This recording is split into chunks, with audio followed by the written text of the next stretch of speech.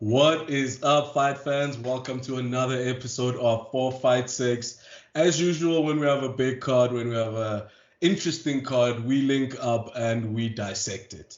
Today, as usual, I've got Tabang and Ryan to help us dissect this fight card. And let me tell you, this fight card is one for the books, bro. This one Without any deserves further horns, ado. bro. This one deserves horns. Let's go. Gentlemen, That's crazy. always a Crazy. Yo, pleasure what's to up, have you. people? Yeah, what's up? Gentlemen, let's start with this fight card. Let's have a look at it, right? The main event, we've got Hernandez versus Kopilov. I don't know those guys very well. Any of you guys want to dive into that Yeah. one, dissect it? Yeah. Kopilov has shown himself to be an amazing striker. He's so smooth. He's so accurate. He puts guys down with his hands, with his head kicks. He's truly a fantastic striker. And then on the other end, we've got Anthony Fluffy Hernandez, who has shown himself to be a good grappler. He's got some hands on the feet, but as far as I know, his most notable win was a submission win over, is it Adolfo Vieira? Or something to Vieira was a multiple-time jiu-jitsu black belt world champion, and Hernandez submits him in, I think, the third round, I believe, with a guillotine, which is really amazing to think about. You know what stood out for me? It's how similar their records are. Like Hernandez is 11-2, and Kopilov is 12-2 as well. So like very, very similar records. So it might be an interesting fight. Why do they call him Fluffy? Where did that come from? Hey, brother, I wish I could tell you, but all I know is that's the man's fight name. We need to find out more about that.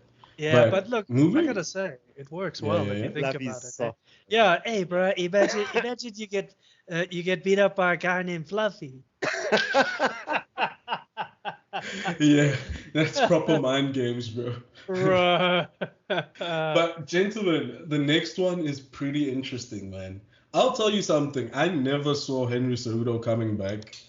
I didn't think he would ever come back, especially because he was coaching so many guys who are at the top. I thought that's where he is right now, and I didn't think he had anything more to prove after his run in the UFC.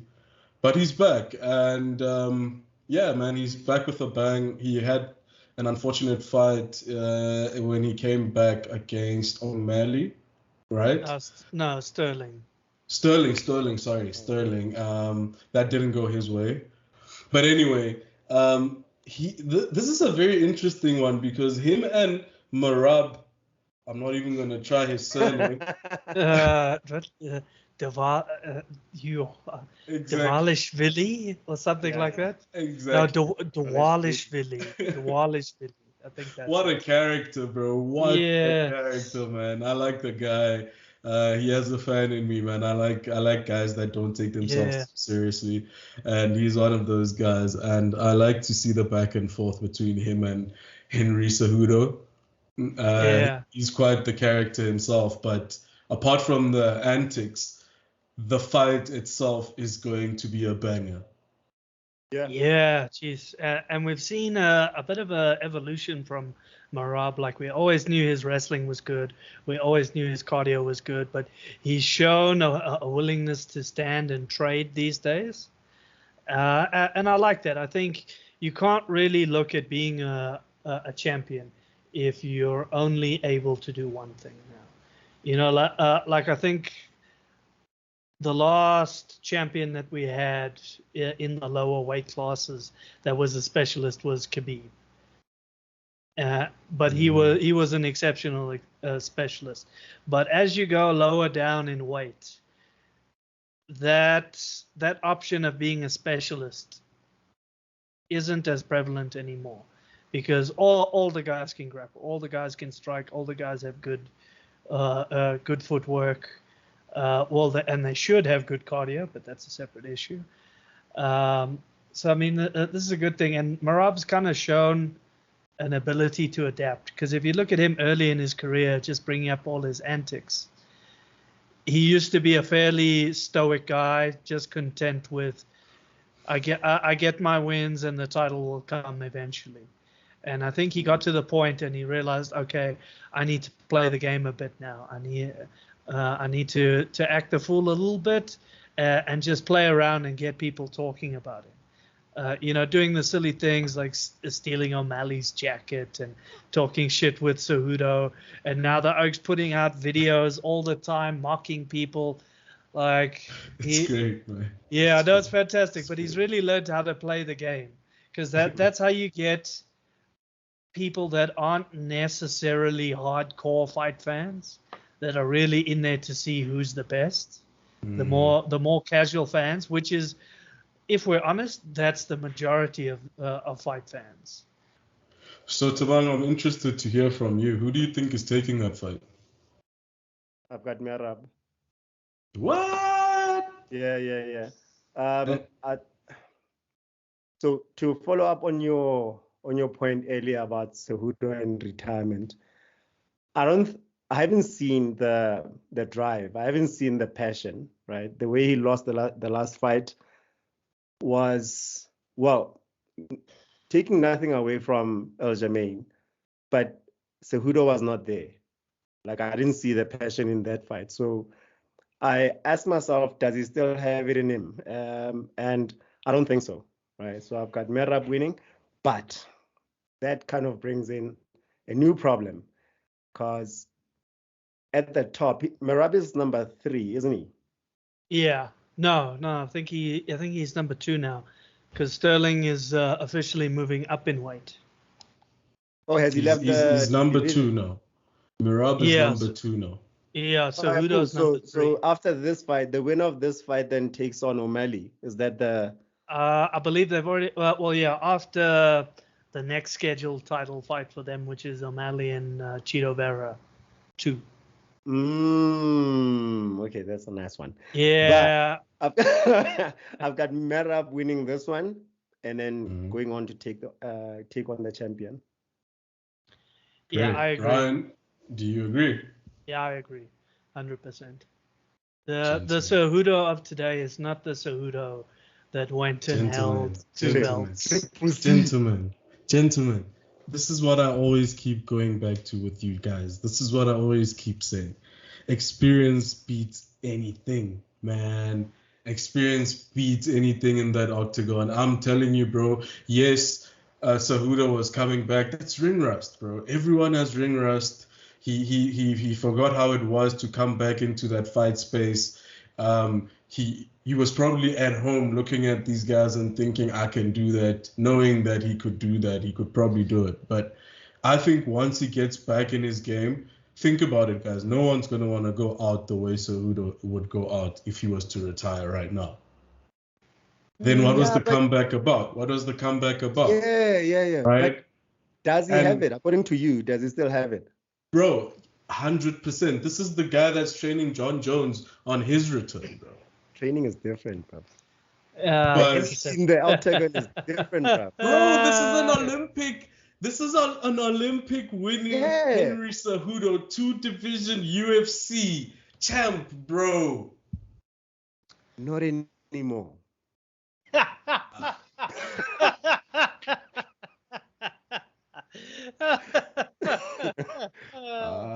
You guys don't see Cejudo. Look, my money's on Cejudo, man.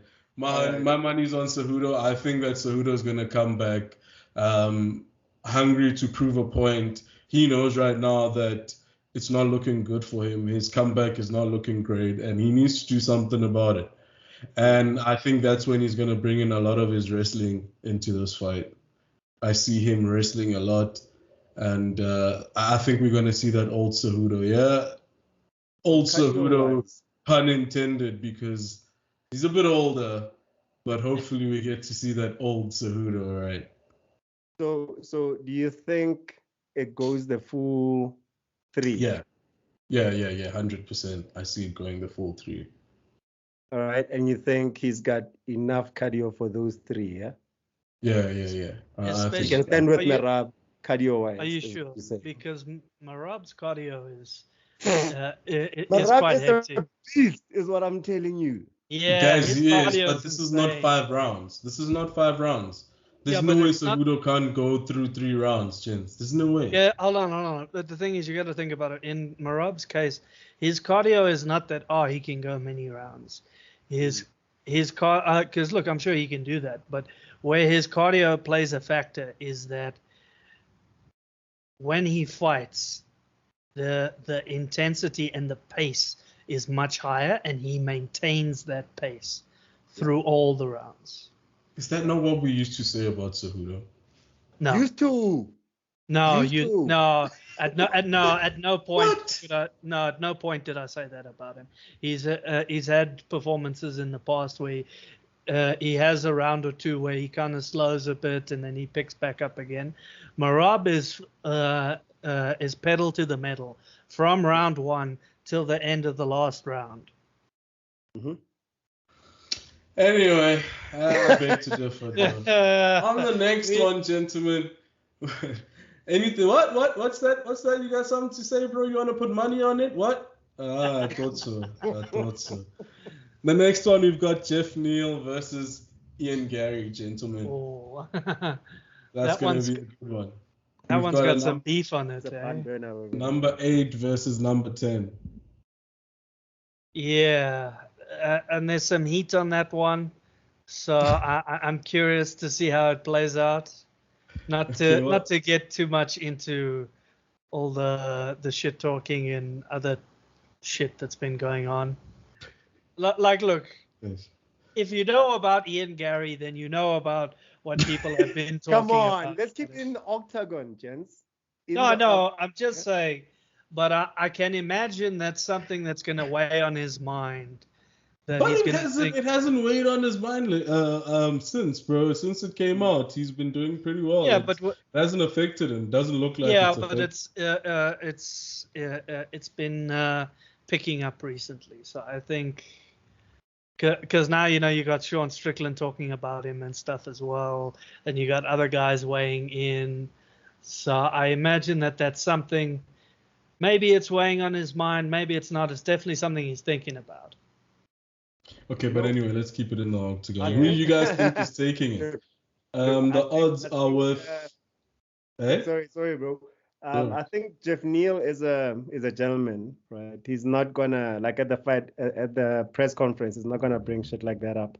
So I don't see it getting to that point because I've never really seen him come out as an asshole, right? So I don't see none of those mind games happening. I think Jeff Neal's the guy to take a very similar approach to what our boy Drickus did. He won't bring it up himself, but if Ian starts talking shit, he's got that one loaded. You guys think he's going to win this one? Possible. Maybe. Going up against number 8 rank. Well, he does have a clean sheet. I don't but- question him, eh? But I think he'll get the job done. Jeff Neal has got hands on him. So Jeff could put him down. Yeah, if he gets his hands on him. Yeah. I think Jeff Neal's boxing might win this one. I think he hands him his first loss, I think. Yeah, when he really gets to work. Yeah. But I think he's clean. Yeah. But I think they will have or at least on Ian Gary's team, I think they will have taken some points from when Jeff Neal fought Shavkat. But Shavkat is another beast, though. Bro. No, he is. They're but not the same people. No, I know. Not, I know, but there's a lot of similarities in that. Shavkat and Gary like to throw kicks. They're both taller guys. guys with longer reach. And Jeff Neal did pretty good on the feet against Shavkat. So I imagine Gary's team looked at that and said, okay, here's stuff to look out for. And you going with, before we move on? This one I can see going either way, honestly. That's not a. I mean, come on. Are you saying a draw? It's come on, bro. What is that? It's tough to say. But if you had to put money on it, I wouldn't put money on that gun fight. to your head, gun to your head, bro, gun to your head. Okay, let's go with Ian Gary. Okay, cool. Sheesh, bro. Was that so difficult, dude? Was that so difficult? Look, I only bet on fights when I can see who the clear winner's gonna be. Yeah, you guys made me lose money. But anyway, it's a story for another day. Gentlemen, like from here, it's almost like fantasy league. Like, you know, like where they say, dude, in your wildest dreams, who would you like to see fight? That's exactly what the next two fights are about, bro. Like, oh yeah, bro, I can't damn well wait. We've got Paulo Costa versus Robert Whittaker. Oh my. Oh my. Dude, I have been waiting for this fight to happen. Bro. I think it's been cancelled 2 or 3 times now. I've been waiting to see this fight happen. Paulo Costa coming back from that elbow injury. It's good. Yeah. It will be very nice to see. A long time off, but I saw pictures of how he's looking, bro, and he is ripped. I mean, obviously, this Paulo Costa, we expect nothing else. Look. He's got the juice. He got the juice. He got the sauce. But, yeah, man, he's looking very trim right now. I can only imagine he's been hungry to go at it. But we've got a Robert Whittaker who's got a chip on his shoulder now, bro. We've got a Robert Whittaker who went out to Dricus du Plessis in a way that no one saw coming, right? No one saw that. I'm worried. I'm worried about Bobby Knuckles, man. Brother. Yeah, he's coming back from a loss. It's like it could have destroyed him, or he comes back stronger. But then, how many great fights has he had? Like in his last 3, what was the outstanding one? What I can say is, so far in his career, Robert Whittaker has been the type when he took the first loss to Adesanya, he came back stronger and he went and beat some good guys. He lost again, and then he went back to the drawing board again, and he beat some tough guys. Sure, he lost to Dricus, but that seems to be something that guys are battling with in general. But yeah, I've got faith in Robert Whittaker. I think he'll come and take this fight. Gentlemen, to be honest with you, I've always said that I'm a Bobby Knuckles fan through and through. I've always said he's been our best number 2, number 3 now, perhaps. Let me just check. Yeah, number 3 now. But I honestly don't see him taking it, unfortunately, and it pains me to say that. Solely based on Paulo Costa's aggression and relentlessness, if you want to call it that. Yeah, that's a word. That's a word, bro. That's a big word, bro. That shit came straight from... Paulo Costa is a beast, guys. But bro, I don't know how healed that elbow is. Yeah, but I mean, it's also the ring rust. I mean, when last did he fight? Yeah, no, he hasn't fought in quite a while. I think the last fight. Who was Paulo Costa's last fight? I think it was Marvin Vittori. No, man. Oh, check it out, bro. It was Rockhold. Oh, right, yeah, but that was. Oh my word, guys! The camera's gone, bro. And Paulo Costa, yes, he's not risen to the occasion every time he's had to be like in a championship fight or anything like that, but he's going to put on pressure on Bobby Knuckles that I don't think he's ready for yet after that Dricus du Plessis thing, because technically that's exactly what Paulo Costa is going to do, right? He's going to come in swinging, putting pressure, similar thing to what Dricus did, right? And now that puts Whitaker in a very defensive mode where now he's more calculated, of which at the same time we don't know him as being a fighter who's too slow to pounce, right? So finding that balance between going forward and defending that barrage of punches that are going to be coming from Paulo Costa, and the leg kicks. Never mind, don't forget the leg kicks. It's gonna be especially the leg kicks.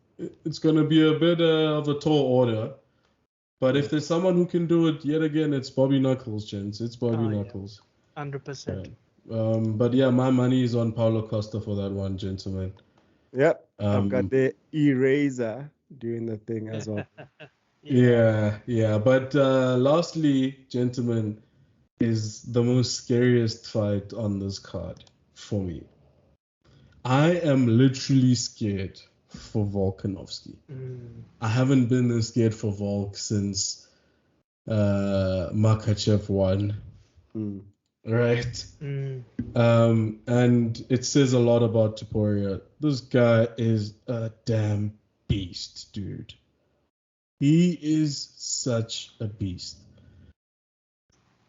I know I said this about Yair Rodriguez. I said if anyone could do it, it would be him. But I'm going to say it again. I think Topuria, if there's anyone who can do it, I think Topuria might just be the first to take out Volk. But money on the table, I'll still go for Volk. Yeah, look, I agree with you. Volk has expressed some mental challenges lately, talking about his issues with drinking every day before the Makhachev fight, and looking for something to kind of snap him back to being that guy. And I think if we see Volk come in and have a bad night, I think we have a new champion. But if Volk comes in, turned on, mentally focused, and ready to fight, I don't see Topuria getting the win. And I mean, that's what he's been saying lately. He was saying that he owes it to himself to actually take this seriously. You saw how much he beat himself about that last fight. You know, even though, bro, I don't think he had an option with that fight. I think it was always going to go the way it went. On such short notice. On such short notice, but I can understand his frustration with it. But he's more determined now to come and prove a point. So, like you're saying, if Volk pitches, no one's taking that belt. If Volk, the great Volk, enters that octagon, I don't think Topuria has a chance. No. And actually, I actually see a stoppage before the 5 rounds if Volk comes to the party. But if it's a different Volk who's a bit broken and all of that, a Volk with a loss that we're not used to, then Topuria is going to capitalize, bro, because he's a beast, dude. Yeah. When was the last fight? When was Volk's last fight? I think the turnaround is too fast. After the Makhachev loss. Possibly. I think he should have rested a little bit. It was in it was recent, October 21st. It was the second half of last year. I know people want to keep busy, but after that, the whole mental situation and the drinking that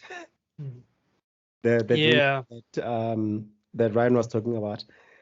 I think you should have set this one out, even if it means vacating the belt for a little bit and take a year off. I think Volk is not okay. But I beg to differ, gents. Remember the mental problem. I'm not even going to call it a problem. The mental obstacle that Volk was going through was when he was not fighting. He said that the problem is keeping myself busy when I'm not fighting. I'm not used to not being in a fight camp.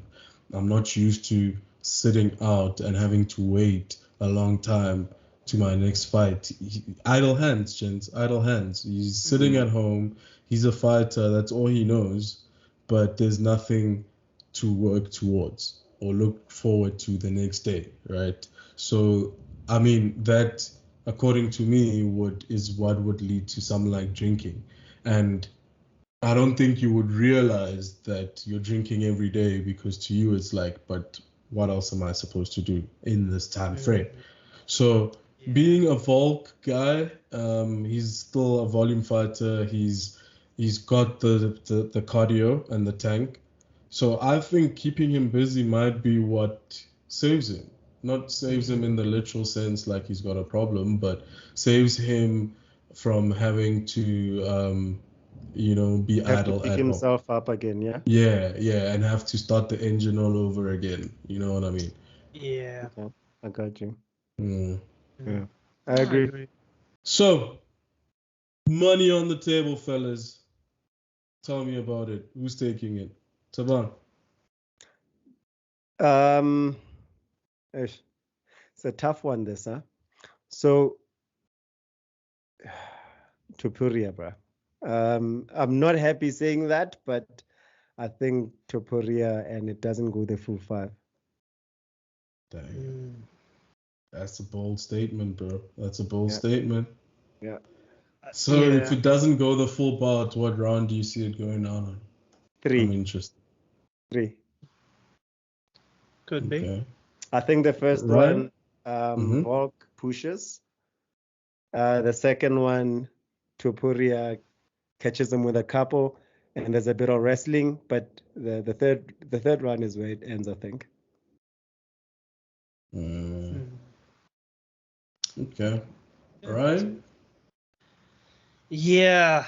Look, it is a tough one. I'd put my money on that Volk shows up that night. I think, I suspect taking this fight, knowing the struggle of what was going on between the previous fights, and with it being relatively short after the knockout, I suspect his camp is keeping a close eye on him, making sure he's doing the right things, the things that he would be doing anyway had he been preparing for any other fight. The only thing that worries me is that I haven't really heard that there's one thing that I always hear Volk say, is that every single guy that he's fighting, he takes them seriously as a challenger. And until I hear Volk say that, I'm not sure if he's going to show up. But he said it before, no? No, he said he wanted to take it seriously, not that he's taking Topuria seriously. Okay. It's a small difference, but it means a lot. Because to him, taking it seriously means training, eating right, that sort of thing. But taking Topuria seriously means that he's putting in extra work. What a gentleman, though. What a nice guy. From the build-up, Topuria seems like quite the gentleman. Seems like a guy who switches on the violence and has a switch to switch it back off. You know? Which I think is a very important and dope trade. I think if he does manage to take the title from Volk, he would make a great champion, I think. Yeah, I just want to see what happens, because in the build up to this fight, he's been talking a lot, And he's been talking about a lot of stuff that doesn't necessarily have to do with Volkanovski. He's talking to O'Malley saying stuff about that O'Malley would be lucky to be on his prelims. He's talking about the guys in the division that will never get a title fight as long as he's champion. He's talking about things outside of Volk. And when you're challenging, your focus needs to be on the guy in front of you, on the champion that you're trying to take out. You can't be worried about what happens next. Your focus needs to be on that night I show up and I become a champion. 100%. Couldn't agree with you more. Gentlemen, I'm super stoked for this fight. I'm sure this fight card, and I'm sure you guys are just as stoked. Thank you so much for your time. Ladies and gentlemen, thank you for another episode of 4 Fight 6. We really appreciate the comments. We really appreciate the likes and the views. Subscribe. Subscribe. Guys, you heard EOS webcam utility. You heard what he said. Yeah. Please don't forget to like and subscribe. Let us know what you think. Let us know who your money is on. These guys are costing me money through their bets. They just keep getting it wrong. But if you think you can get it right, let me know in the comment section. Gentlemen, thank you so much. Once again, Cheers. We're out.